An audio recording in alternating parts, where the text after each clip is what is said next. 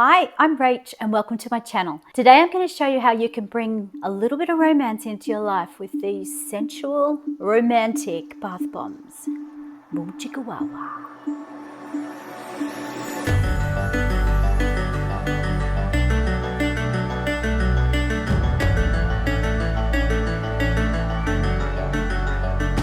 A night of romance should happen well before you even hop into the sheets. And a great way to inspire romance is to take a nice long soak in the tub and put in a beautiful bath bomb. This bath bomb smells absolutely amazing. Has a beautiful blend of essential oils designed to inspire romance.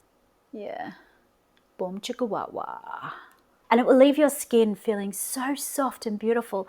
In fact, so beautiful that it'll want to be kissed.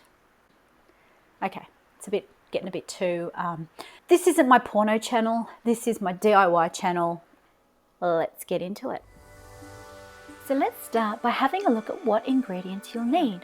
So for the dry ingredients, you'll need half a cup of Epsom salts, half a cup of citric acid, 1 cup of bicarbonate of soda or baking soda, and 3/4 of a cup of cornflour. Now for your wet ingredients, you'll need 1 tablespoon of a liquid carrier oil. And in this recipe, I've used coconut carrier oil. You'll need 2 teaspoons of witch hazel, plus a little bit extra witch hazel, just in case we need it for extra spritzing. And we'll also need around 15 to 20 drops of an essential oil. Now, because this is a romance bath bomb, the blend that I've chosen for this bath bomb is lavender essential oil, joy essential oil blend, and sensation essential oil blend. To make the bath bomb look nice and decorative, I'm using some dried rose petals. The final thing you'll need is a bath bomb mould. Put all of your dry ingredients together in a bowl.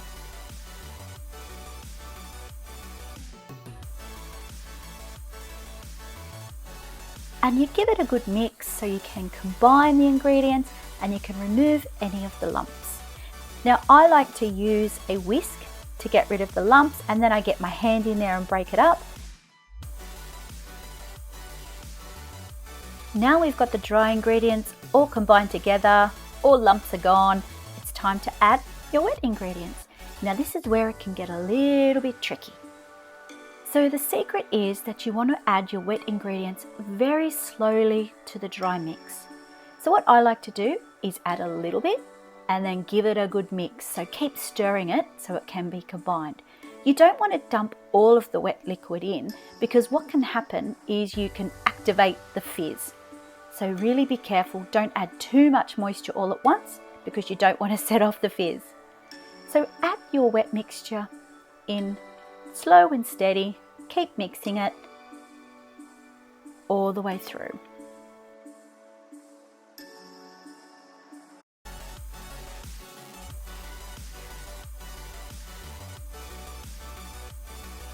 It's time to check your mixture to make sure it's at the right consistency. Grab a handful of the mixture, give it a squeeze, and check to see whether it sticks together. If it breaks up and gets crumbly, then you know that you need to add a bit more moisture into it. So you can see here that mine's a little bit crumbly. It's not sticking together. So what I'm going to do is add a teeny bit of witch hazel, give it a mix, and then test it again.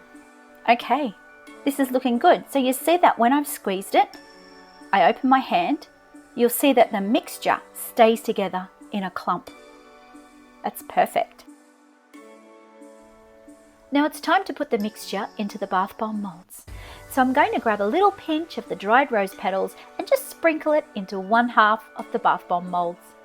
Then I'm going to grab a handful of the mixture and place it into the mold.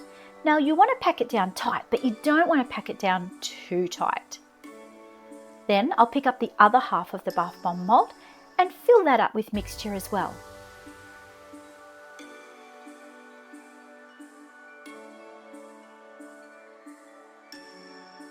So push the 2 sides together and press them down firmly, so that way the mixture packs in there nice and tight. Now you want to dry your bath bombs inside 1/2 of the mold. So just twist it very gently to remove the top half of the bath bomb mold make sure that you don't remove the side that's got the rose petals.